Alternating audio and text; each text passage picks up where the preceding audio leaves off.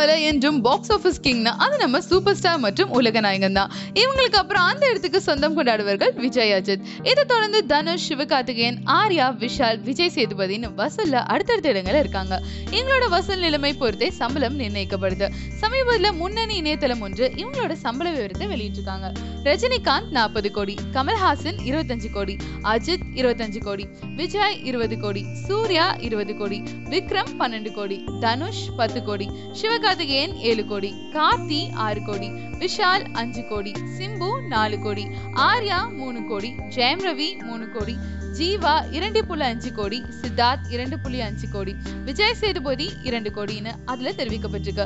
மேலும் இது அவங்களோட கொடுத்த ஹிட் படங்களை பொறுத்து தெரிவிக்கப்பட்டிருக்கான். ஸோ இந்த மாதிரி நியூஸ் தெரிஞ்சுக்கணும்னா 123cinews.com லாக் ஆன் பண்ணுங்க.